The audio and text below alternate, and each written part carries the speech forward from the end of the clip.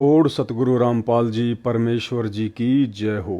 सभी भाई बहनों को पवन दास की तरफ से प्यार भरा सत साहिब। भाई और बहनों, आज 7 दिवसीय साध संगति का समापन है। आज हमारा ये 8वां वीडियो है और जब जब भूल पड़े पुस्तक के ऊपर आप जी ने जितने भी वीडियो देखे हैं, उम्मीद करता हूँ आप भाई बहनों को परम पूज्य परमेश्वर सतगुरु रामपाल जी के आशीर्वाद से बहुत कुछ भक्ति मार्ग पर आगे बढ़ने के लिए, अपनी मर्यादाओं को बनाए रखने के लिए समझ में आया होगा। अब ये इसका 8वां पार्ट है और 8वां जो पार्ट है वो विशेषकर मर्यादाओं को लेकर है।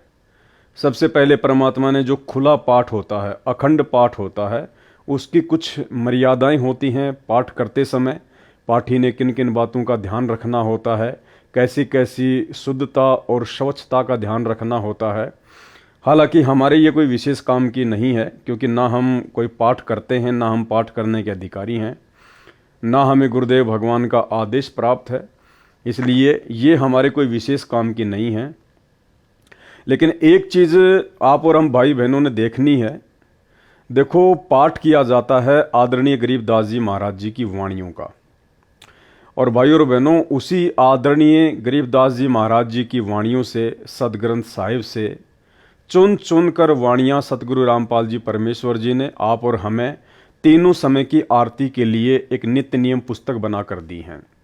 कहने का मतलब है, गरीबदास जी महाराज जी की वाणियों का जो 3 दिन का अखंड पाठ होता है, उस पाठ को करने में कितनी सावधानियां बरती जाती हैं, कितना ध्यान रखना पड़ता है हर बात का। तो आप और हम सभी भाई बहनों ने भी उन्हीं आदरणीय गरीबदास जी महाराज जी के सदग्रंथ साहिब से चुन चुन कर कबीर परमेश्वर सतगुरु रामपाल जी परमेश्वर जी के द्वारा निकाली गई वाणियाँ, जिनको नित्य नियम पुस्तक बनाकर आप और हमारे को नित्य नियम करने के लिए, रोजाना जिनका पाठ करने के लिए तीनों समय की आरती के रूप में दी गई है, आप और हम भाई बहनों ने भी उतनी ही सावधानी और स्वच्छता से उस नित्य नियम के गुटके को संभाल के रखना है। तीनों समय की आरती करते समय, उनका पाठ करते समय सावधानियां रखनी है, क्योंकि हम 13वें पंथ के पंथी हैं।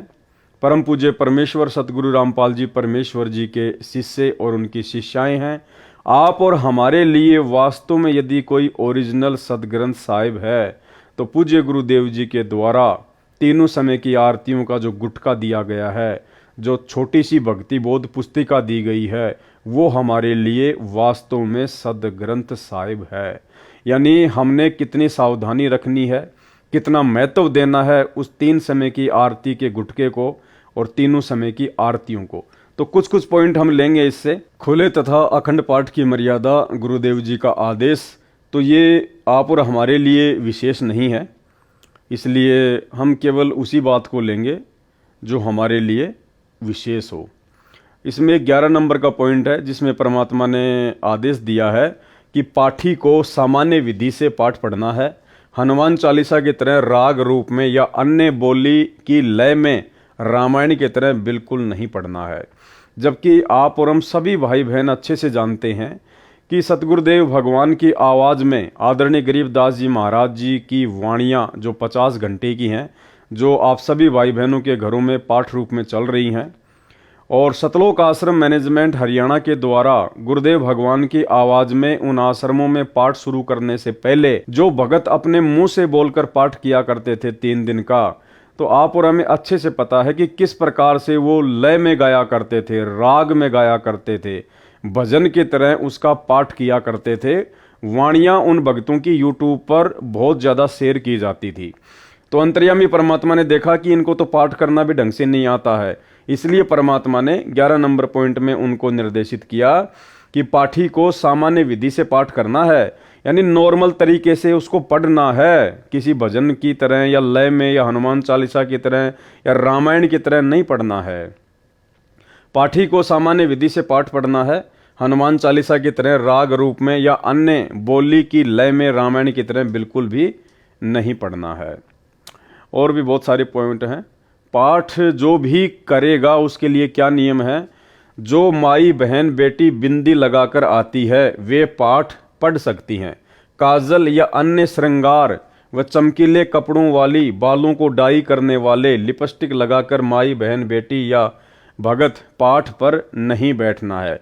यानी परमात्मा ने बिल्कुल निर्देशित कर दिया है इस अखंड पाठ के माध्यम से आप और हम भाई बहनों को शिक्षा केवल ये लेनी है 17 नंबर पॉइंट से कि अब हम सत्सेवक जो तीनों समय का पाठ करते हैं अपने घर पर, नित्य नियम, असुर निकंदन रमेणी और संध्या आरती, तो भाई और बहनों आपका वो तीनों समय का नित्य पाठ, वो तीनों समय की आरतियां उसी समय परमात्मा के चरणों में समर्पित होंगी। उसी समय आपकी तीनों समय की पाठ की वाणियां सही मानी जाएंगी जब आप इन नियमों का पालन करेंगे। यानी सतगुरु रामपाल जी भगवान के भगत बनने के बाद में यदि आप भक्ति बोध पुस्तक को हाथ में लेके पाठ करते हैं तो ध्यान रखना, एक तो आपने काजल बिल्कुल भी नहीं लगाना है। अन्य श्रृंगार का मतलब है किसी भी प्रकार का सोना चांदी या आर्टिफिशियल का गहना आपने नहीं पहनना है। चमकीले कपड़े बिल्कुल भी नहीं पहनने हैं। बालों को डाई बिल्कुल भी नहीं करना है। लिपस्टिक लगाकर माई बहन बेटी या भगत पाठ पर नहीं बैठ सकते। तो ये कुछ नियम बता दिए परमात्मा ने। अगर आप इन मर्यादाओं को तोड़कर अपने घर पर तीनों समय का पाठ नित्य नियम की पुस्तक से करते हैं तो आपका पाठ सतगुरु रामपाल जी भगवान को समर्पित नहीं माना जाएगा। सिर पर छज्जेदार टोपी पहनकर पाठ नहीं पढ़ सकते।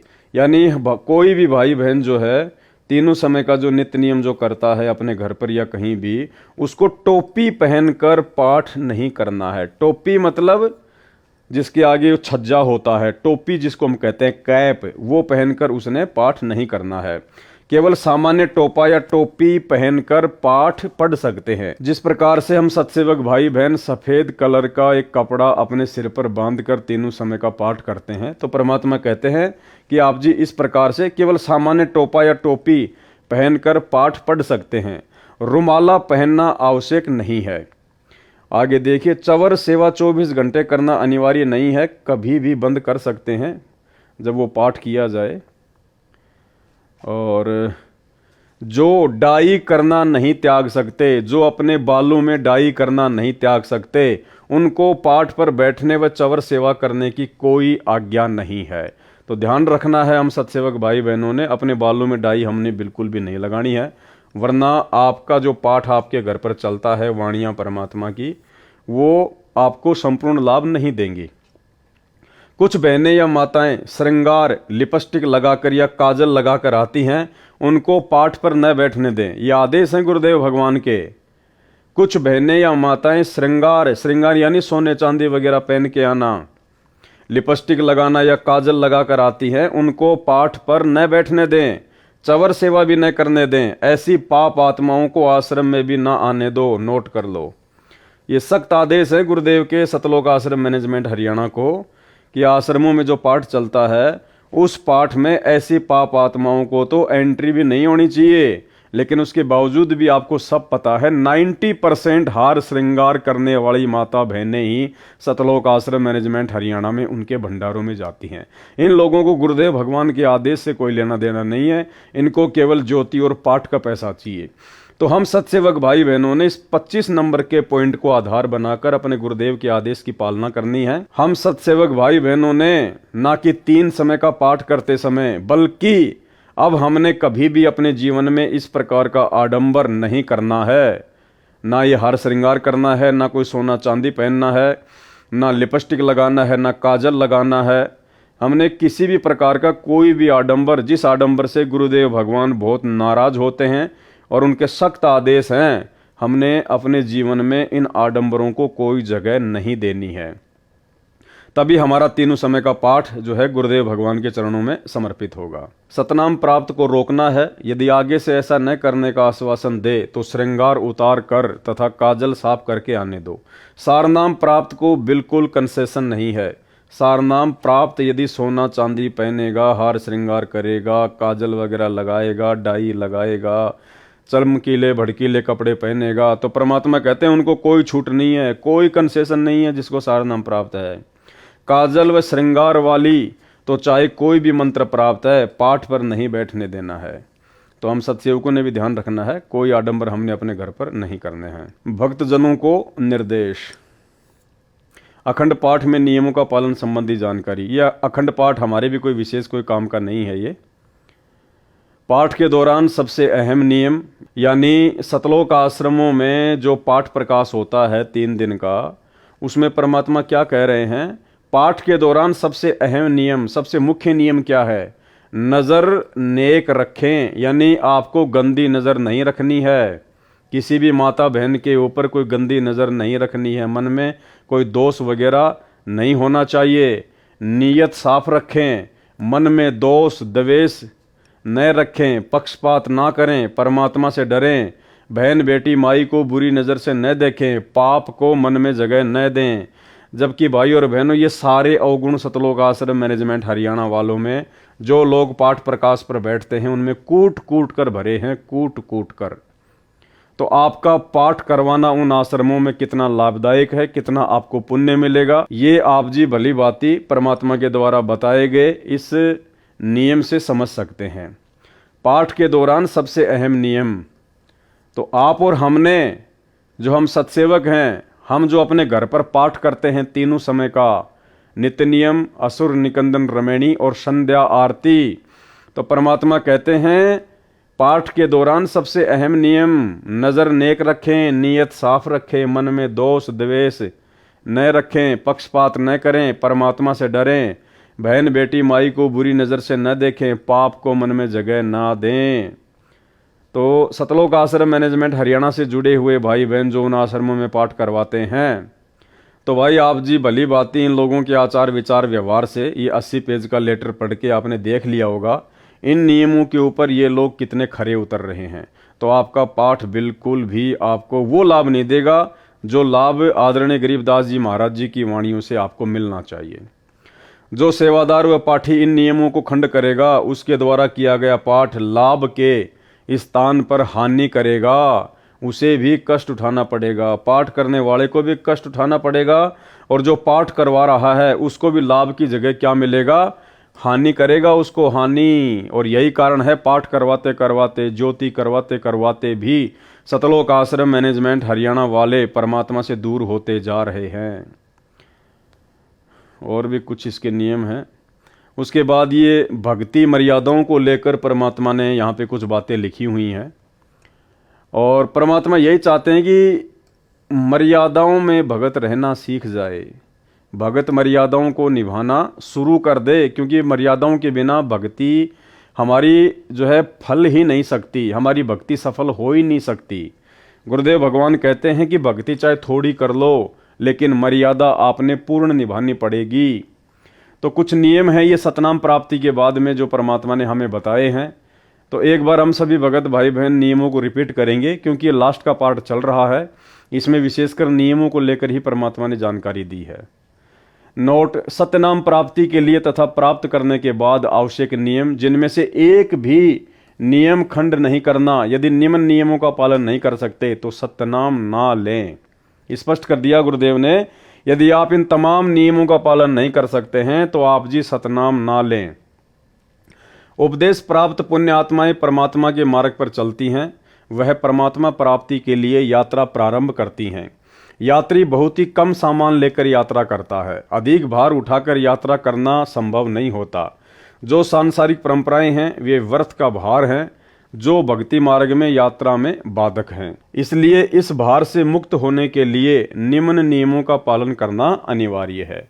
सबसे पहला नियम क्या बताया परमात्मा ने? किसी के पैर नहीं छूने और न ही दूसरे को छूने देना है। यदि अचानक या मना करने पर भी कोई पैर छू लेता है तो उस स्थिति में नामखंड नहीं होता। आपने किसी को बद्दुआ या आशीर्वाद नहीं देना है, न ही इच्छा करके किसी से आशीर्वाद लेना है।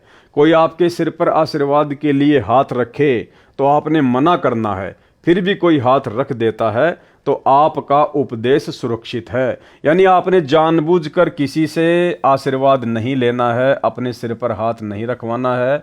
यदि फिर भी कोई जबरदस्ती रख देता है और आपके यदि अंदर से ऐसी कोई इच्छा नहीं है कि ये मुझे कोई आशीर्वाद दे, तो परमात्मा कहते हैं ऐसी स्थिति में फिर आपका नामखंड नहीं होता है।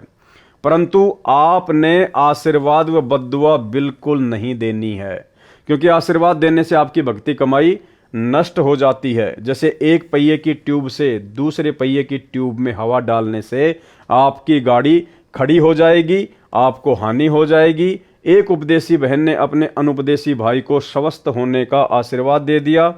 भाई तो स्वस्थ हो गया, परंतु बहन इतनी अस्वस्थ हुई कि 1 महीना अस्पताल में रही। पुनः उपदेश लिया, अपनी गलती की समायाचना करने पर ही वह स्वस्थ हो पाई। इसलिए सर्व से प्रार्थना है कि यह गलती ना करें। इसी प्रकार अन्य नियमों के खंड करने से आपकी राम नाम की गाड़ी में पंचर हो जाएगा, वह भी रुक जाएगी, अर्थात आप जी को हानि होगी। पूर्व समय में सती प्रथा एक परंपरा थी। जिस किसी का पति मर जाता था तो उसकी स्त्री को भी उसी मृत पति के साथ जिंदा जलाया जाता था, जो एक महाजालिम कर्म था। उस समय के मानव समाज ने उस कुरीति को मजबूरन मानना पड़ता था। किसी महापुरुष ने संघर्ष करके उस सती प्रथा को बंद कराया। समाज के रूढ़िवादी व्यक्तियों ने बहुत विरोध भी किया, परंतु प्रयत्न सफल हुआ, तो आज सर्व बहनें सुखी हैं। इसी प्रकार ये सर्व परंपराएं जानो जो मानव समाज पर भार हैं, इनको समाप्त करने से ही भार मुक्त हो सकेंगे तथा भक्ति मार्ग पर आसानी से चल सकेंगे। दूसरा नियम है, टीवी, कंप्यूटर तथा मोबाइल में फिल्म, सीरियल, मैच, कार्टून देखना तथा मोबाइल में वीडियो गेम आदि नहीं खेलना है। यानी किसी भी प्रकार का कोई गेम, कोई मैच, कोई कार्टून, कोई फिल्म, कोई धारावाहिक, कोई सीरियल हम भगत भाई बहनों ने विशेषकर सतनाम प्राप्त करने के बाद गुरुदेव का विशेष आदेश है कि आपने ये गलती भूलकर भी नहीं करनी है। जो भाई बहन साथ संगति से जुड़ चुके हैं, भले उन्होंने संकल्प नाम दीक्षा ही ली है, उनके लिए तो सारे के सारे नियम लागू हैं। हमने किसी प्रकार की कोई भी कोताही नहीं बरतनी है, भले आपने संकल्प ही लिया है, भले आपको प्रथम नाम ही है, ठीक है। तो परमेश्वर कह रहे हैं कि हमने टीवी, कंप्यूटर तथा मोबाइल में फिल्म, सीरियल, मैच, कार्टून देखना तथा मोबाइल में वीडियो गेम आदि नहीं खेलना है। अब बताइए, इन आश्रमों में लोगों को नाम दीक्षा दिलाई जाती है, लोगों को सारे नियम समझाए जाते हैं। अब वो भगत भाई बहन जो उपदेश प्राप्त कर रहे हैं, जो सतनाम प्राप्त कर रहे हैं, वो कैसे इन नियमों का पालन करेंगे? जब नाम दीक्षा दिलाने वाले गुरुदेव के कलयुगी परिवार वाले, सतलोक आश्रम मैनेजमेंट हरियाणा वाले, जो स्वयं दुनिया के लिए बैडमिंटन का स्टेडियम बना के दे दिए, धनाना गांव वालों के लिए 50 लाख रुपए की लागत से बैडमिंटन का स्टेडियम बना दिया गया है। खुद गुरुजी का लड़का कबड्डी के मैच की टीम को 31,000 रुपए दे रहा है। तो बताइए भाई और बहनों, उन्हीं सतलोक आश्रम मैनेजमेंट वालों से उपदेश प्राप्त करने वाले भाई बहन आखिर कैसे गुरुदेव भगवान के इन नियमों का पालन करेंगे? लेकिन इन नियमों का पालन भाई और बहनों आप और हम सत्सेवकों ने विशेष तौर पर करना है, यदि भक्ति मार्ग पर सफल होना है तो। नंबर 3, किसी को दान बिना सिला कपड़ा, सीधा आदि नहीं देना है। देखो क्या कह रहे हैं परमात्मा, किसी को दान बिना सिला कपड़ा, सीधा नहीं देना है। सीधा का मतलब क्या होता है? सीधा का मतलब होता है आटा, चावल, दाल, चीनी, नमक, चाय पत्ती, साबुन, इसको कहते हैं सीधा सामान देना। जबकि आपने इसी पुस्तक में पीछे पढ़ा कि जब 2020 में कोरोना आया, उस समय मेरे विशेष सेवादारों ने, सतलोक आश्रम मैनेजमेंट हरियाणा वालों ने गांव-गांव में जाकर आटा, दाल, चीनी, चावल, साबुन, तेल, चाय पत्ती ये बांटा। तो भाई ये परमात्मा का नियम है, 3 नंबर नियम है कि जब हमें सतनाम प्राप्त हो जाता है तो हमने किसी भी भगत को सीधा सामान नहीं देना है, बिल्कुल भी बिना सिला हुआ कपड़ा भी किसी को दान में नहीं देना है, किसी को पहनने के लिए नहीं देना है। यदि किसी को आवश्यकता है तो आप जी अपने पहने हुए कपड़े उसको दे सकते हैं, आपने बिना सिले हुए तो कपड़े भी किसी को नहीं देने, अन्यथा वो उसको बेचकर उसके पैसे का दुरुपयोग कर सकता है। इतनी सावधानी हमने बरतनी है। तो परमेश्वर का स्पष्ट आदेश है, किसी को दान बिना सिला कपड़ा नहीं देना है, सीधा आदि नहीं देना है। सीधा आदि मतलब आपने किसी को भी खाने पीने का जो कच्चा सामान है वो नहीं देना है। भाई फिर वो परमात्मा 2020 में हिसार जेल से आदेश देके कोरोना काल में कैसे अपनी ही मर्यादा तुड़वा कर, अपने ही वचन को तुड़वा कर दुनिया वालों के लिए आटा, दाल, चावल, चीनी, साबुन, तेल ये वितरित करवाएगा। तो ये सारा का सारा मनमाना आचरण था सतलोक आश्रम मैनेजमेंट हरियाणा का। किसी को दान, बिना सिला कपड़ा, सीधा आदि नहीं देना है, नहीं किसी धार्मिक स्थल, मंदिर, मंडी के लिए पैसे देने हैं, न ही उनके किसी भंडारे में जाना है। जैसे धर्मशाला, गली पक्की करने, कुआं तथा तालाब जोहड़ की खुदाई, खेतों के सांझले नाले की खुदाई तथा अन्य इसी प्रकार के सामूहिक सामाजिक कार्यों के लिए पैसा दे सकते हैं। जैसे आप किसी गांव में रहते हैं, आप किसी कॉलोनी में रहते हैं, तो शहरों में तो सारे काम सरकार करती है, नगर निगम करता है। ये विशेषकर गांव में समस्या आती है। जैसे गांव में सभी लोग इकट्ठा होकर आपस में पैसे इकट्ठे करके ट्यूबवेल वगैरह लगवा लेते हैं, जोहड़ की खुदाई करवा लेते हैं, कोई तालाब वगैरह बनवाते हैं, गांव में कोई सड़क वगैरह जो है वो बनवाते हैं। तो परमात्मा कहते हैं अगर कोई सामाजिक काम है, सामाजिक काम का मतलब आप जिस गांव में रहते हैं, आप जिस कॉलोनी में रहते हैं, और यदि वहां पर सभी लोग मिलकर और अपनी सुविधा के लिए यदि इस प्रकार का कोई कार्य करवाते हैं जिनसे हमारी मर्यादा ना टूटती हो, तो ऐसे में हम सहयोग कर सकते हैं। जो भी हमारे हिस्से में पैसा आएगा हम उनको दे सकते हैं। तो ये होता है सामाजिक काम। ऐसा नहीं है कि समाज में कहीं और जगह काम हो रहा है, किसी दूसरे गांव में कोई सामाजिक काम हो रहा है और उस गांव के लोग हमारे से चंदा मांगने आ जाएं और उस सामाजिक काम का हम कोई यूज ही नहीं करते, तो हमने उनमें कोई सहयोग नहीं करना।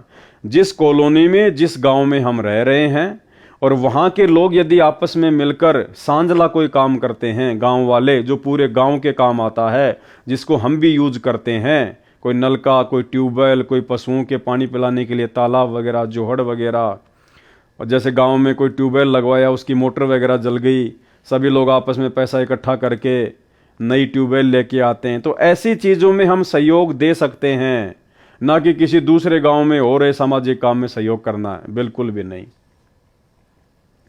नंबर 4, माथे पर तिलक न लगाना है और न ही लगवाना है, भात में पटड़े पर नहीं चढ़ना है, गले में माला नहीं डलवानी है और न ही डालनी है, और न ही किसी की झोली में पैसे डालने या लेने हैं।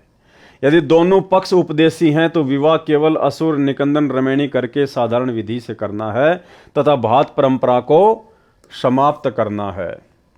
कोई त्योहार, जागरण, मुंडन, धार्मिक अनुष्ठान, जन्मदिन, छठी आदि नहीं मनाना है, न ही उसमें जाना व सहयोग करना है। स्पष्ट आदेश है परमात्मा के, ध्यान रखना। कोई भी त्योहार नहीं मनाना, किसी भी प्रकार के जागरण में नहीं जाना, हमने कोई मुंडन वगैरह नहीं करवाना, जैसे कोई मर जाता है या जैसे बच्चे का मुंडन करवाते हैं। धार्मिक अनुष्ठान चाहे किसी भी देवी देवता का, किसी भी रिश्तेदारी में क्यों ना हो, आड़ोस पड़ोस में क्यों ना हो, बिल्कुल भी सहयोग नहीं करना। जन्मदिन चाहे पड़ोस में क्यों ना हो, बिल्कुल नहीं जाना। चाहे घर में किसी काका, ताऊ, चाचा के बच्चे का जन्मदिन क्यों ना हो, हमने उस दिन स्पेशली उन लोगों के खाना नहीं खाना है, उसकी जन्मदिन पार्टी में नहीं जाना है, बिल्कुल भी।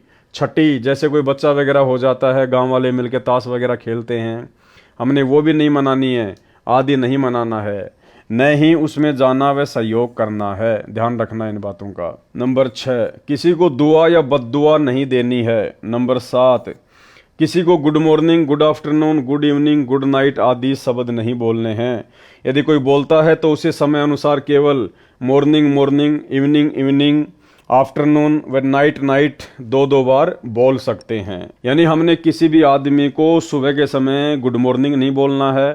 यदि सामने वाला गुड मॉर्निंग बोलता है तो हमने भी उनको गुड मॉर्निंग नहीं बोलना है। Number 8, happy birthday, happy new year तथा गुड बाय आदि शब्द नहीं बोलने हैं।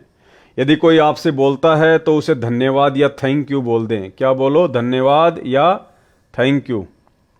नंबर 9, सिखों को छोड़कर संत बाबा रूप में दाढ़ी ना हो। इसके ऊपर दास विशेष तौर पर वीडियो बना चुका है। इसमें परमात्मा का स्पष्ट आदेश है कि सिखों को छोड़कर, सिख कौन? जिन लोगों ने संत रामपाल जी से दीक्षा नहीं ले रखी है, उन सिखों को छोड़कर यदि सिख समाज का कोई भी व्यक्ति संत रामपाल जी से उपदेश लेता है तो संत या बाबा रूप में, यानी भगत रूप में या अन्य किसी बाबा रूप में उसने दाढ़ी नहीं रखनी है, ना सिर पर बाल रखने हैं, ना उसने पगड़ी वगड़ी पहननी है। यानी सिख समाज की जो परंपराएं हैं यदि आप संत रामपाल जी से उपदेश ले रहे हैं तो आपने उन समस्त परंपराओं को, सिख समाज की परंपराओं को त्यागना है। नंबर 10, बहनों ने नेल पॉलिश और लिपस्टिक नहीं लगाना है। नंबर 11, परफ्यूम तथा सेंट आदि नहीं लगाना है, यानी किसी भी प्रकार का हमने ये फालतू के चौचले वगैरह नहीं करने हैं। अपने आप को बिल्कुल सिंपल तरीके से रखना है। 12, विवाहित बहनें केवल सिंदूर या बिंदी में से एक चीज लगा सकती हैं। नंबर 13, किसी अनुपदेशी का जूठा नहीं खाना है, यदि अनजान में खाया है तो समा होता है, भविष्य में ध्यान रखें। नंबर 14, हाथों पर मेहंदी नहीं लगानी है, किसी बीमारी के कारण लगा सकते हैं। हाथों में मेहंदी लगाने से नाम खंड होता है। सिर बालों में रंग, काली मेहंदी या डाई नहीं लगानी है। यदि आपको कोई प्रॉब्लम है, कोई दिक्कत है, डॉक्टर यदि आपको सर में मेहंदी लगाने की सलाह देता है ठंड के लिए, तो आप जी ठंड के लिए लगा सकती हैं। बाकी सफ़ेद बालों को काला करने के लिए या युवा दिखाई देने के लिए बिल्कुल भी हमने डाई का या मेहंदी का प्रयोग नहीं करना है।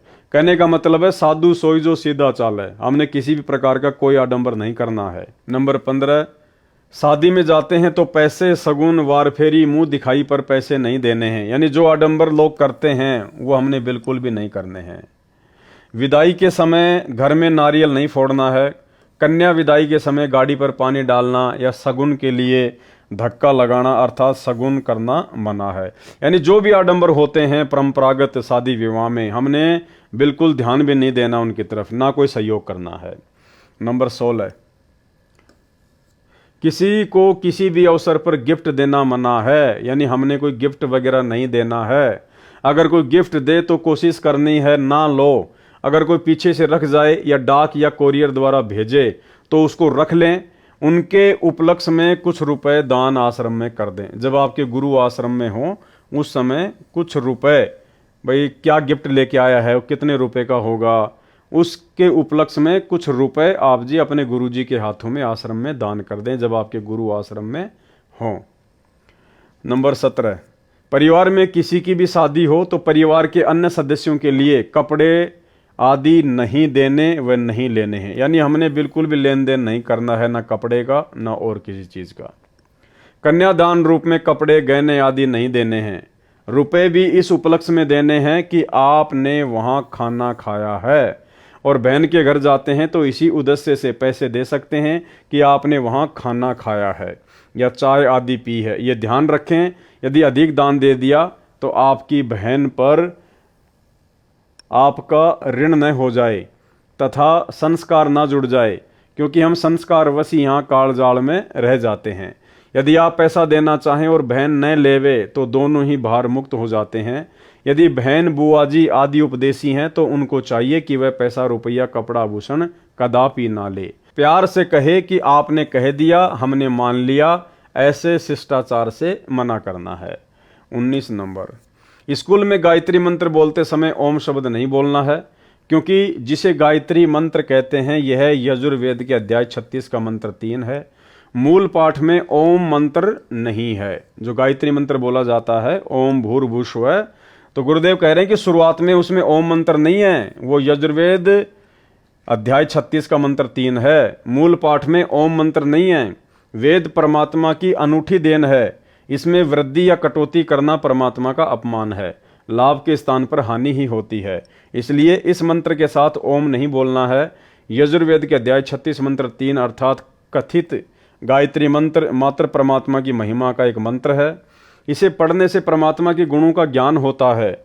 जैसे बिजली की महिमा कहीं लिखी हो तो उसको कविता बनाकर गाते रहने से बिजली के गुणों का ज्ञान तो हो जाता है, परंतु बिजली का लाभ नहीं मिल सकता। लाभ तो बिजली का कनेक्शन लेने से ही मिलेगा। इसी प्रकार यजुर्वेद अध्याय 36 मंत्र 3 जिसको गायत्री मंत्र बताकर जाप करने को कहते हैं वह व्यर्थ है, क्योंकि यह मंत्र तो परमात्मा की महिमा का ज्ञान कराता है, परमेश्वर के गुणों अर्थात लाभ को बताता है। वह लाभ अधिकारी संत से सत्यनाम व सारनाम की दीक्षा प्राप्त करके अर्थात कनेक्शन लेकर ही प्राप्त हो सकते हैं। यजुर्वेद अध्याय 36 मंत्र 3 अर्थात गायत्री मंत्र की आवृत्ति करने से नहीं, फिर भी कोई अज्ञानी व्यक्ति विद्यार्थियों को विवश करे तो ओम शब्द का उच्चारण न करें। स्कूल में यदि आपके बच्चों को गायत्री मंत्र बोलने के लिए विवश किया जाता है तो अपने बच्चों को बता दें कि बेटा शुरू में ओम मत बोलना, बाकी आगे का मंत्र बोल लिया कर। गायत्री मंत्र का भूर्भुव से ही उच्चारण प्रारंभ करें। ओम एक अक्षर को न लगाएं। अध्यापकों को चाहिए कि यजुर्वेद अध्याय 36 मंत्र 3 की अपेक्षा संत गरीबदास जी महाराज जी की वाणी से मंगलाचरण विद्यार्थियों से बुलवाएं। गायत्री मंत्र से कई गुना लाभ होता है, परंतु सतनाम तथा सारनाम बिना सब व्यर्थ है। नंबर 20, मुर्दे के अंतिम संस्कार में लकड़ी डाल सकते हैं, कंधे पर या अन्य साधन द्वारा शव को ले जा सकते हैं। 21, मुर्दे पर एक से अधिक कफन नहीं डालना है। यदि आपसे पहले किसी ने कफन डाल रखा है तो आपने कफन नहीं डालना है, क्योंकि कफन केवल एक ही होता है। अगर पहले कफन डाल रखा है फिर किसी ने एक से अधिक ज्यादा कफन डाला है तो नाम खंड होता है।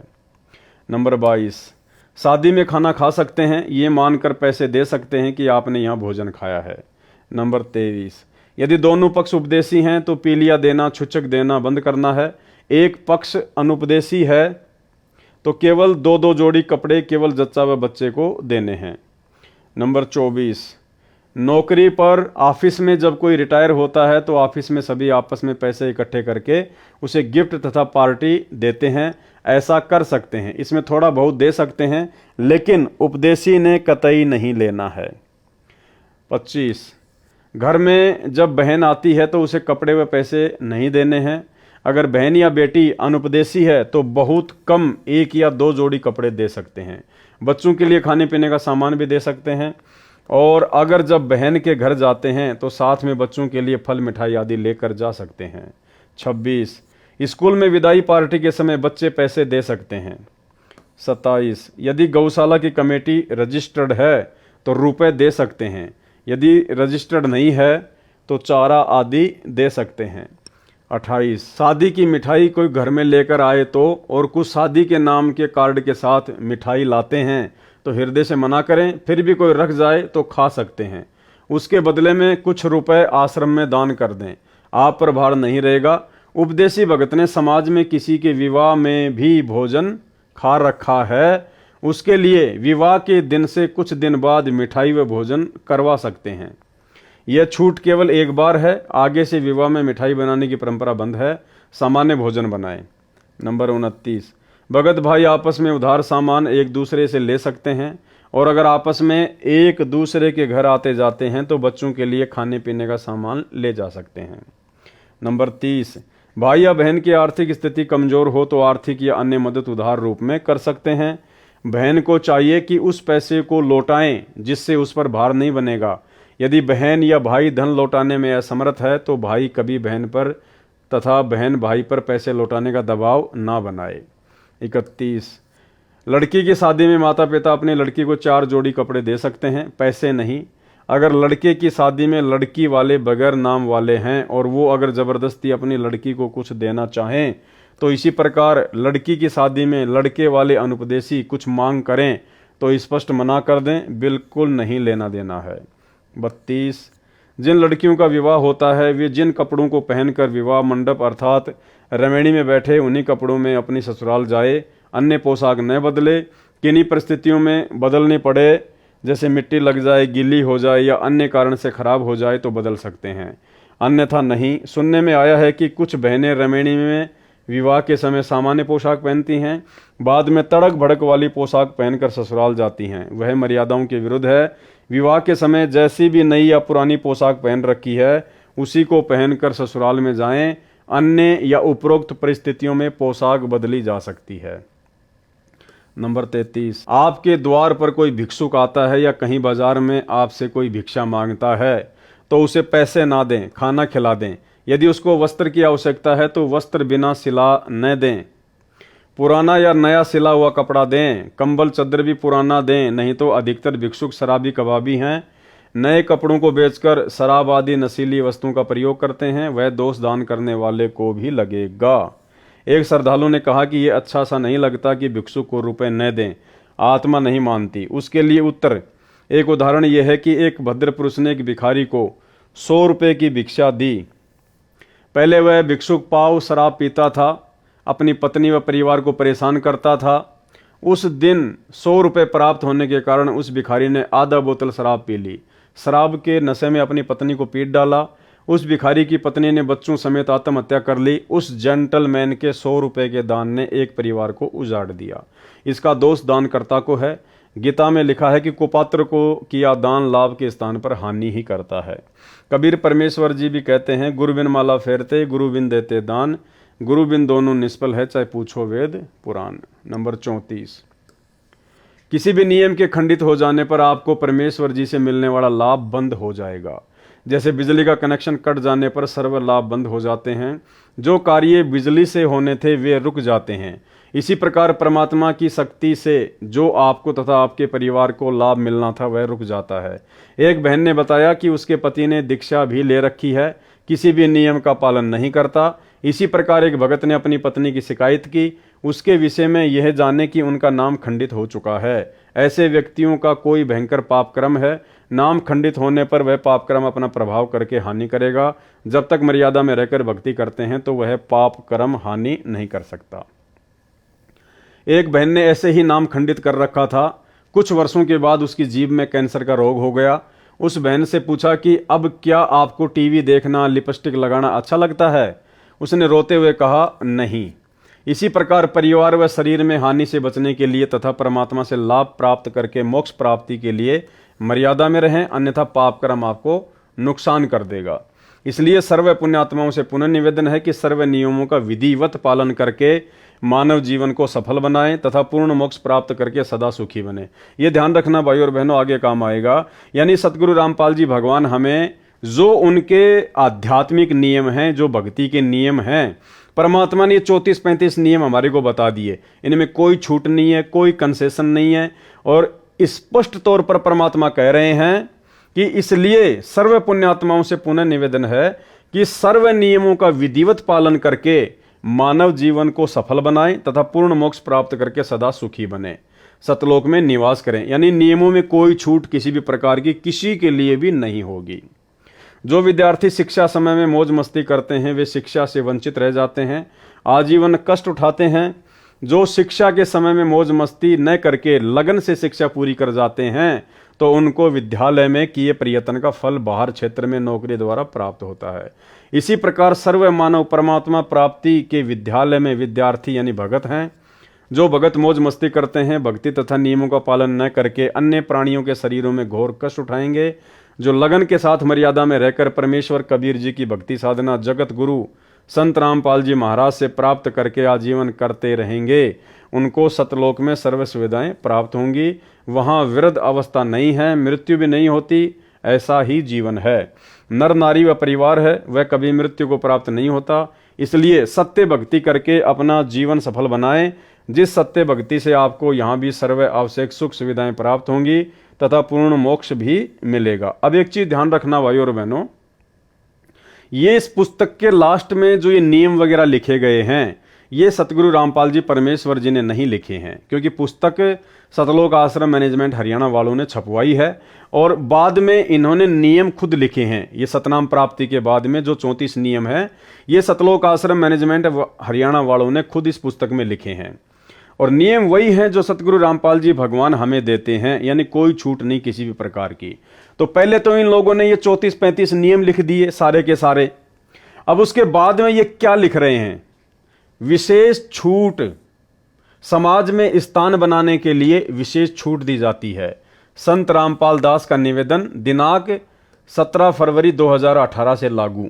अब ध्यान रखना भाई और बहनों, ऊपर परमात्मा ने हमारे को सतनाम के 34 नियम बता दिए। उसमें परमात्मा कह रहे हैं कि इन नियमों का यदि आप विधिवत पालन करोगे, यानी प्रत्येक नियम का पालन करोगे तो ही आपका जन्म मरण का रोग कटेगा, आपको परमात्मा से मिलने वाला लाभ मिलेगा, अन्यथा नहीं मिलेगा। अब फिर वो परमात्मा समाज में विशेष स्थान बनाने के लिए कैसे छूट देगा नियमों में? ये देखिए इसी पुस्तक में लिखा हुआ ये विशेष छूट समाज में स्थान बनाने के लिए। अरे हमने अभी भी समाज वालों से ही भाईचारा निभाना है क्या? इतना ज्ञान समझा दिया, 30 साल कम नहीं होती है। गधे को गीता पढ़ाओ वो भी बैकुंठ जाने को तैयार हो जाए। अब 30 साल बाद में संत रामपाल जी नियमों में छूट देंगे और वो भी समाज में स्थान बनाने के लिए। अब 30 साल बाद भी भक्तों को समाज में स्थान चाहिए क्या? तो ये सतलोक आश्रम मैनेजमेंट हरियाणा का काल प्रेरणा से मनमाना आचरण है, संगत को भक्ति मर्यादाओं से नीचे गिराने के लिए। क्योंकि दो ही शक्ति हैं, दयाल और काल।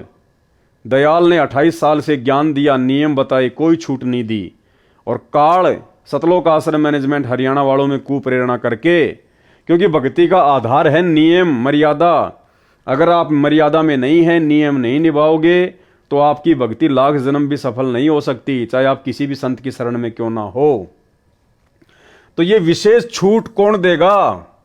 सतगुरु रामपाल जी परमेश्वर जी तो नहीं देंगे ना। कभी हमने उनके 28 वर्षों के सत्संगों में कभी सुना कि बच्चों आपको थोड़ी बहुत मैं छूट दे रहा हूं नियमों में, आपको समाज में स्थान बनाने के लिए, अपने रिश्तेदारियों में स्थान बनाने के लिए मैं आपको छूट दे रहा हूं। पहले भक्ति सौदागर पुस्तक चलती थी ज्ञान गंगा से पहले, तो एक सत्संग में परमात्मा ने कहा कि भाई हमने इस भक्ति सौदागर पुस्तक के शुरू में सारे नियम लिख दिए हैं, अगर इस आश्रम की तरफ मुंह करो तो पहले नियम पढ़ के आना, अगर ये नियम निभा सको तो नाम दीक्षा लेना आके, नहीं तो अपने घर बैठे रहना।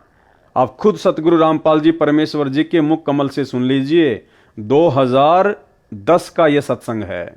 कहते नकबे सर नकबा बनी पैर थी हार हमेल, 1-1 लाख के गहने पहरा करती, आज वो सुंदरी से कुतिया बनी देख साहिब के खेल। तो पुण्यात्मा, ये इन बातों से डर लगना चाहिए। इन बातों से डर लगने लगेगा, मालिक में रुचि बनेगी और भजन करने को दिल करेगा। और ये लोग दिखावा जो ड्रामा है, नाचा कूदी, ये बकवाद मन में आवे को नहीं, ये कहने की आवश्यकता नहीं पड़ा। दास ने कैसा मत करियो, हाँ कहना तो पड़ता है एक बार बालक को, कुछ दिनों के बाद फिर आपकी रुचि ना बढ़े। इतना तो इस दास को विश्वास हो गया है कि परमात्मा के बच्चे भगवान को पहचानने लग गए, क्योंकि अब शिक्षित समाज है। आपको नाम दिया जाता है, नाम देने से पहले सब नियमों से परिचित कराया जाता है।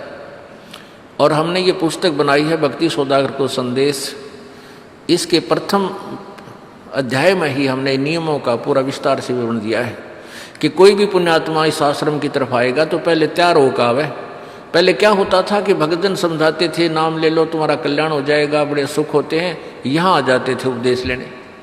और यहाँ आकर के हम फिर उनको लिस्ट दिखाते थे, ये नियम निभाने हैं, तो बात जाते थे कि नहीं हमारा भी ये नियम नहीं निभा, क्योंकि वो उल्टे रंग में रंगे हुए वो सारे।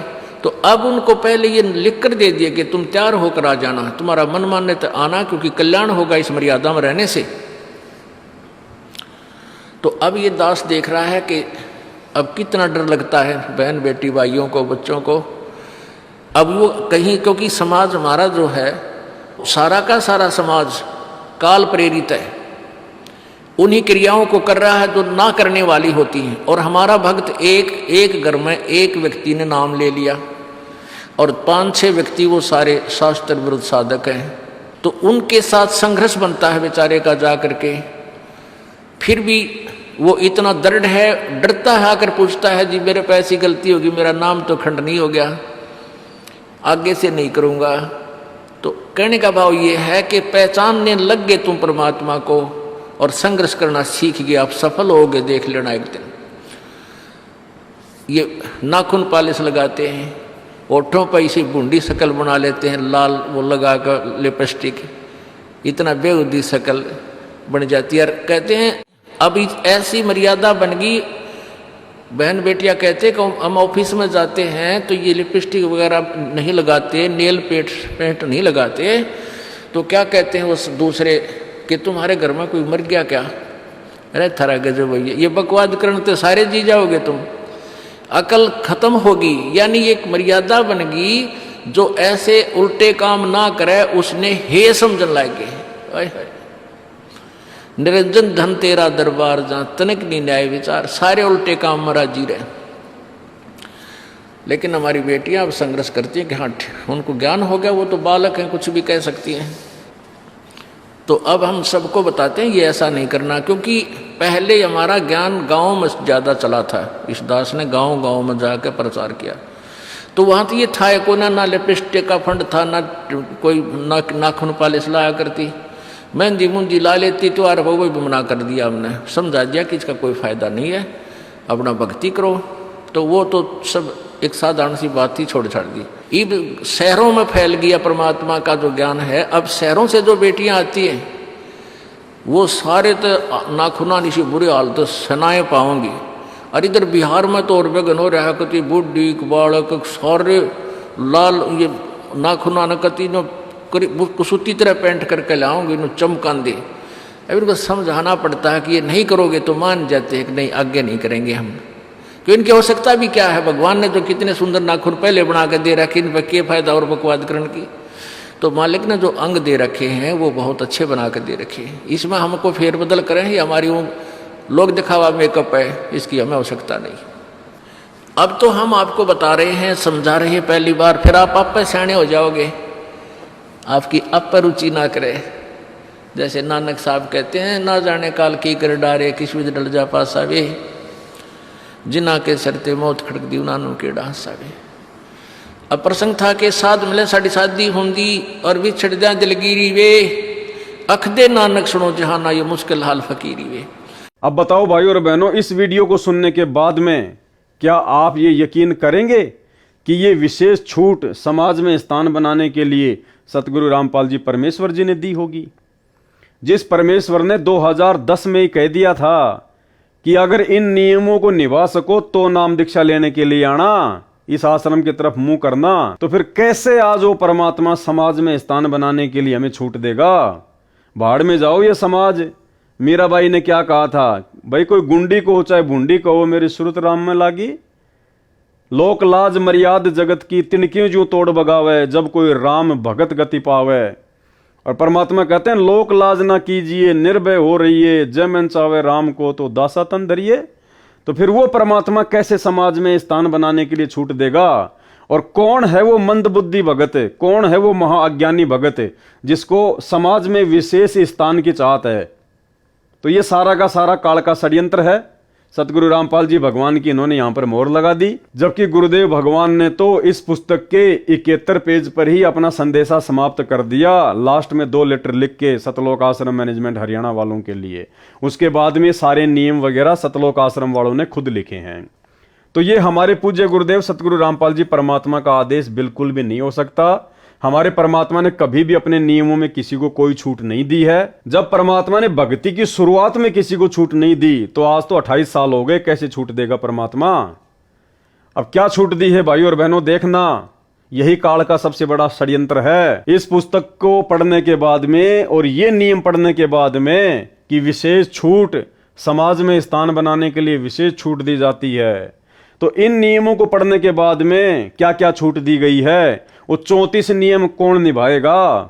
प्रथम मंत्र के 11 नियम कौन निभाएगा? कोई नहीं निभा पाएगा, क्योंकि मन को तो जगह चाहिए बकवाद करने के लिए, और ये बकवाद करने के लिए जगह सतलोक आश्रम मैनेजमेंट हरियाणा ने दे दी। कितना बड़ा षड्यंत्र है भगत समाज के साथ।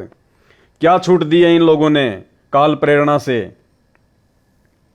नंबर 1, लड़की की बिना नाम वाले परिवार में शादी होती है और ससुराल वाले आन उपासना के लिए, किसके लिए? देवी देवताओं की पूजा के लिए, आन उपासना के लिए। यदि किसी बहन बेटी की जगत वालों में शादी होती है, किसी भगत की उपदेशी बेटी की यदि जगत वालों में शादी होती है और ससुराल वाले यदि आन उपासना के लिए मजबूर करते हैं, जैसे उनके देवी धाम पर उनके साथ जाने के लिए, वहां पर धोख लगाने के लिए, यानी दंडोत करने के लिए उन देवी देवताओं को कहते हैं, तो उपदेशी बेटी उनके साथ सैर सपाटा जानकर चली जाए। ये लो जी, छूट दे दी कि वो उपदेशी बेटी उनके साथ में सैर सपाटा समझकर चली जाए। जैसा वे कहें करती रहें। देवताओं को भोग लगाओ, हाँ जी लगा दो। देवताओं को दंडवत करो, हाँ जी कर दिया। देवताओं को ये नारियल चढ़ाओ, हाँ जी चढ़ा दिया, क्योंकि छूट दे दी। जैसा वे कहें करती रहें, परंतु मंत्र अपना जाप करती रहें। मतलब मेरे को कोई कहे कि तूने शराब पीनी है और मैं शराब पीता रहूं और मंत्र अपना जाप करता रहूं, तो क्या हो जाएगा काम मेरा? देखो कैसी बेहुद्दी बातें लिखी हुई हैं। ये गुरुदेव भगवान के आदेश हो सकते हैं क्या? परमात्मा काल की गोद में बैठाएगा अपने बच्चों को? क्या कह रहे हैं? आन उपासना के लिए अगर मजबूर करते हैं तो करो। अरे गुरुदेव क्या कहते हैं कि 100 वर्ष सतगुरु की पूजा और एक दिन आन उपासी, वो अपराधी आत्मा फिर पड़े काल की फांसी। तो ये काल की फांसी में डाला जा रहा है भक्तों को। कितना बड़ा धोखा किया जा रहा है, कितना बड़ा षड्यंत्र काल का। उपदेशी बेटी उनके साथ सैर सपाटा जानकर चली जाए, जैसा वे कहें करती रहें, परंतु मंत्र अपना जाप करती रहें। यदि वहां कोई तिलक लगाता है तो लगवा लें, तुरंत उतार दें। अगर कोई आपके माथे पर तिलक लगाता है तो कह रहे हैं लगवा लो और उसके बाद तुरंत उतार दो। यानी कोई शराब पीता तो पी लो, तुरंत बाथरूम करके आ जाओ, काम खत्म। यदि हाथ के नाला धागा बांधता है तो बंधवा लो और बाद में तोड़ के फेंक दो। दारू पी लो और बाद में बोतल को तोड़ के फेंक दो। ये है इनके कहने का मतलब। तो ये है नंबर 1 टोटल काल का षड्यंत्र, भक्तों की मर्यादा तुड़वाने का षड्यंत्र।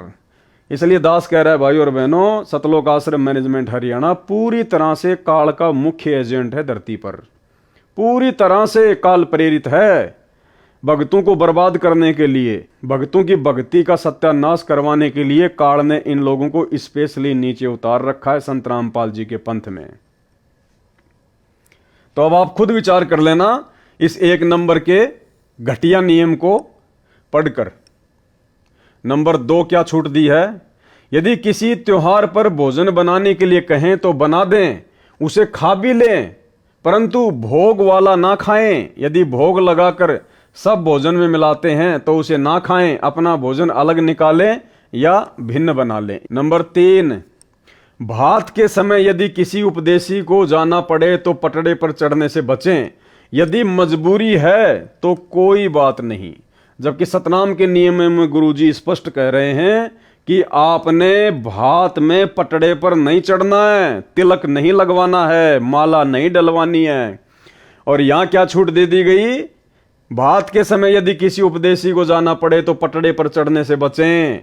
यदि मजबूरी है तो कोई बात नहीं। ये लो जी, अब बताओ, नहीं करना है और कर भी लो, नहीं करना है और कर भी लो, फिर वो 34 नियमों का मतलब क्या रह गया? उन 34 नियमों में तो स्पष्ट रूप से मना कर दिया गया और यहां छूट दे दी गई, तो फिर वो 34 नियमों का मतलब क्या रह गया फिर? नंबर 4, यदि कोई माला डालता है तो उसे हाथ में पकड़ लें, यदि डाल दी जाए तो तुरंत निकाल लें। नंबर 5, यदि किसी अधिकारी या राजपद प्राप्त भगत को कोई उद्घाटन रस्म करनी पड़े तो अनिच्छा से एक ड्रामा समझकर करें। नंबर 6, यदि सरकारी कर्मचारी या अधिकारी का या प्राइवेट नौकर को या पुत्र वधू या पत्नी को निषेध वस्तु लेने के लिए आदेश होता है तो बचें। निषेध वस्तु यानी शराब, मांस, बीड़ी, गुटखा। किन किन को? यदि सरकारी कर्मचारी, कोई सरकारी नौकरी करता हो, कोई चपड़ासी हो, कोई बाबू हो या कोई और कोई नौकर हो, अधिकारी का या प्राइवेट नौकर को या पुत्र वधू या पत्नी को निषेध वस्तु लेने के लिए आदेश होता है तो बचें। यदि मजबूरी है तो ला सकता है।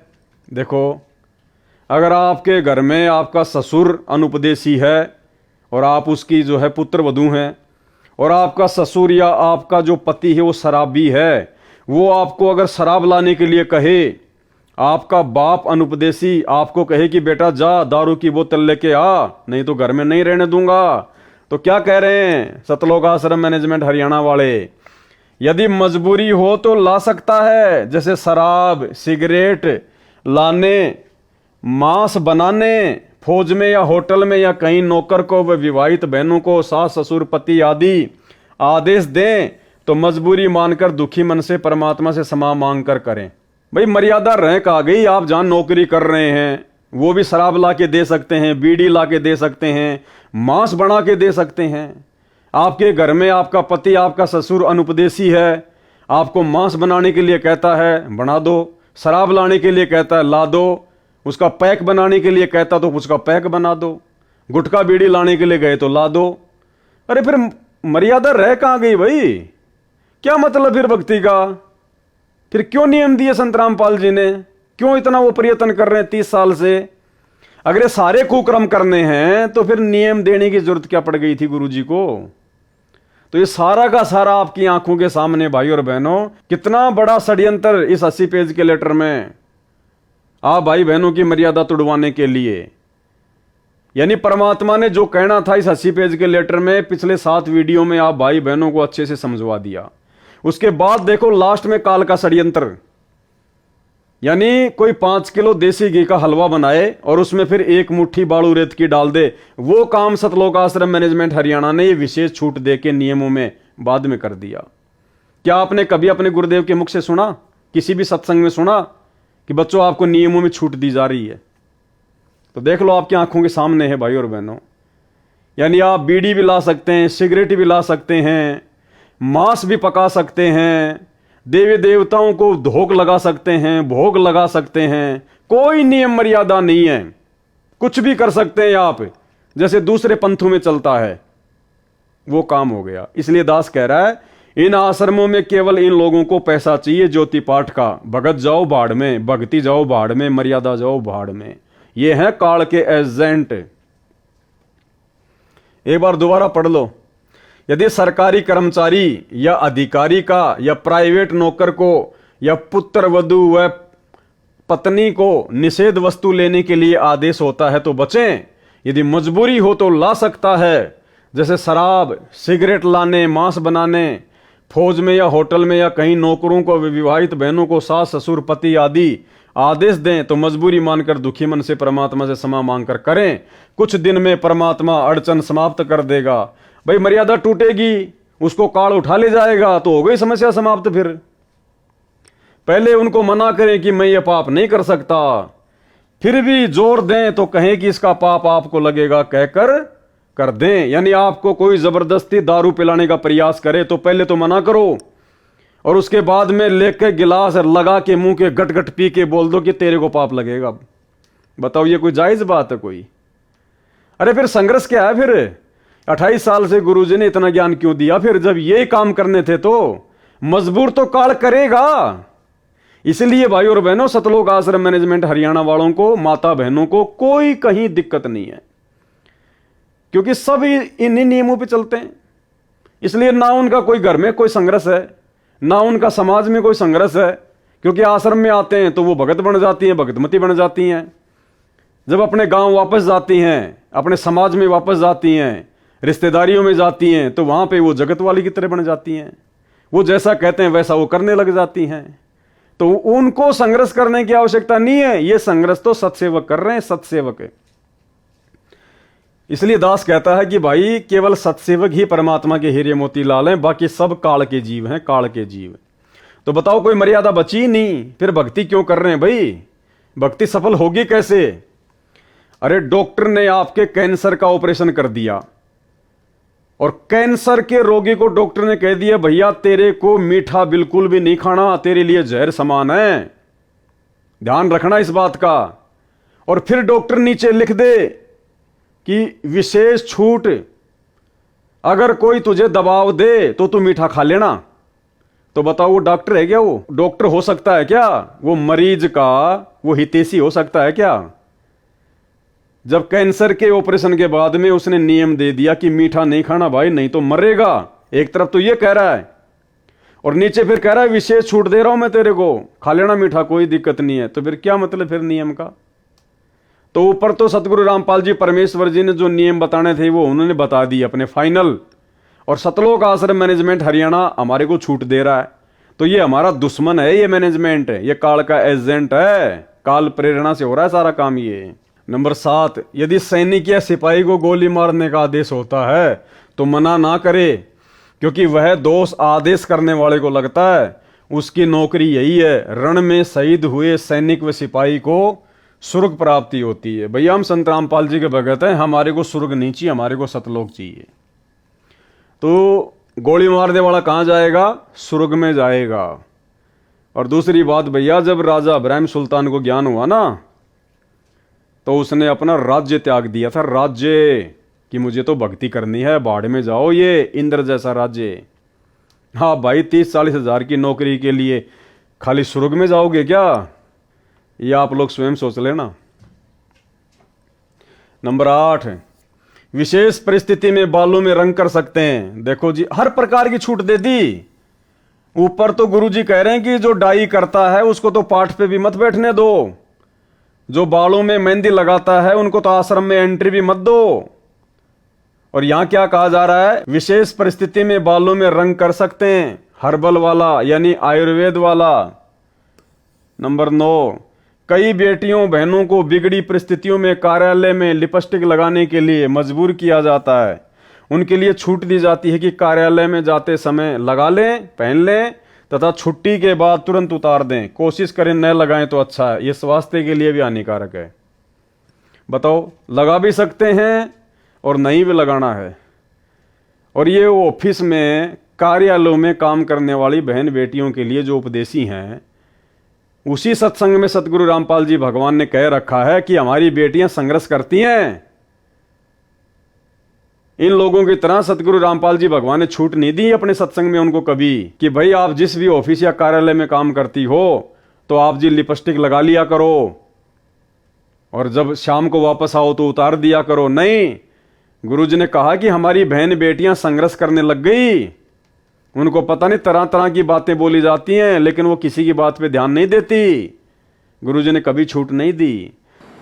ये नाखून पॉलिश लगाते हैं, ओठों पर इसी बूंदी शक्ल बना लेते हैं, लाल वो लगा कर लिपस्टिक, इतना बेहुदी शक्ल बन जाती है। कहते हैं अब ऐसी मर्यादा बन गई, बहन बेटियां कहते हैं कि हम ऑफिस में जाते हैं तो ये लिपस्टिक वगैरह नहीं लगाते, नेल पेंट नहीं लगाते, तो क्या कहते हैं उस दूसरे कि तुम्हारे घर में कोई मर गया क्या?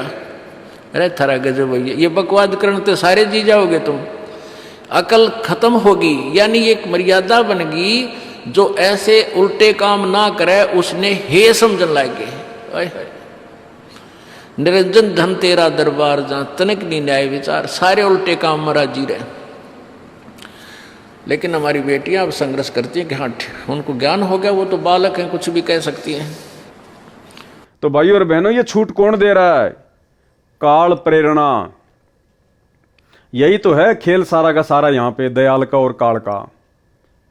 तो समझो भाई और बहनों इस पूरे के पूरे काल चक्कर को। देखो, परमात्मा ने कोई कसर नहीं छोड़ी हमारे को 30 साल से अनमोल भक्ति ज्ञान देने में। आज जेल में बैठ के भी परमात्मा हर पल हमारे को मर्यादाओं का ही पाठ पढ़ा रहा है। बार बार हिसार जेल से जो विशेष संदेश आ रहे हैं, परमात्मा मर्यादाओं को लेकर ही हमारे को सख्त कर रहा है कि बच्चों, अगर मर्यादा नहीं है तो चाहे आपको सार नाम मिल जाए, चाहे सार शब्द मिल जाए, चाहे प्रथम नाम मिल जाए, आपकी भक्ति कभी सफल हो ही नहीं सकती। और मर्यादाओं में कोई कंसेशन नहीं है, कोई छूट नहीं है। तो ये छूट कौन दे रहा है? सतलोक आश्रम मैनेजमेंट हरियाणा। तो सतलोक आश्रम मैनेजमेंट हरियाणा आपका दोस्त है, आपका दुश्मन है? तो भाई और बहनों विचार कर लेना, बाद में ये मौका नहीं मिलेगा। थोड़ा सा समय बचा है आप और हमारे पास में भगत बनने का। बाद में सर पर हाथ रख के रोओगे, कुछ भी हाथ नहीं लगेगा। ये वर्तमान में इतना संघर्ष परमात्मा जो अपने दासों को निमित्त बनाकर करवा रहे हैं, भाई अगर समझदार हो तो विचार कर लेना, बाद में कुछ हाथ नहीं लगेगा। तो अब ज़्यादा मैं कुछ कहूँगा नहीं, क्योंकि जो भी कुछ आप लोगों ने इस 80 पेज के लेटर में देखा, सुना, पढ़ा, समझदार को तो वही पर्याप्त है। बाकी मूर्खों के आगे कितना ही चिल्लाते रहो, कितना ही भौंकते रहो। जो अपने गुरुदेव भगवान के 30 साल के इतने सत्संग करने के बाद भी, उनके इतने प्रयत्नों के बाद भी नहीं समझे और उसी सतलोक आश्रम मैनेजमेंट हरियाणा रूपी गंदगी में सड़ रहे हैं, वो भाई मुझ पवन दास के ज़्यादा उपदेश देने से क्या समझेंगे? तो जो समझदार थे वो तो समझ चुके हैं, क्योंकि परमात्मा कहते हैं ज्ञान का और गाम का तो चमका सा ही होता है, बाकी भैंस के आगे कितनी बीन बजा लो कोई असर नहीं पड़ना है। तो हम सत्सेवक भाई बहनों ने सतर्क हो जाना चाहिए हर प्रकार से। आप लोगों के मन में किसी भी प्रकार की कोई शंका, कोई डाउट नहीं होना चाहिए कि वास्तव में साध संगतियाँ परमात्मा का विशेष मिशन है। साध संगतियों से जुड़े रहकर और पूर्णतया मर्यादा में रहकर भक्ति करने से ही हम गुरुदेव के दिल में विशेष जगह बना पाएंगे, सतलोक के लिए अधिकारी बन पाएंगे। अन्यथा इस प्रकार की ड्रामेबाजी, नियमों में छूट, दुनिया भर की अड़ंगेबाजी जो 2014 के बाद सतलोक आश्रम मैनेजमेंट हरियाणा स्वयं भी करता है और संगत से भी करवा रहा है, भाई इस प्रकार की बकवादों से परमात्मा नहीं मिलेगा, असंख्य जन्म नहीं मिल सकता। तो आज की वीडियो में केवल इतना ही। 80 पेज का लेटर कंप्लीट हुआ। परमात्मा जी का विशेष तौर पर हम धन्यवाद करेंगे कि परमेश्वर ने हम सबको धैर्य दिया, सद्बुद्धि दी परमात्मा ने, जो उनके आशीर्वाद से ये 8 पार्ट कंप्लीट हो पाए। और आगे उम्मीद करेंगे, प्रार्थना करते हैं कि परमेश्वर हमें थोड़ी बहुत सेवा इसी प्रकार से ज्ञान आधार से एक दूसरे भगत भाई बहनों के साथ साथ संगति की देते रहें, ताकि हमारा विश्वास दृढ़ रहे और गुरुदेव भगवान के हिसार जेल से बाहर आने तक हम लोग भक्ति पर जीवित रह सकें। तो सभी भाई बहन सतगुरु रामपाल जी भगवान का धन्यवाद करें, सभी भाई बहन परमात्मा का जयकारा करें।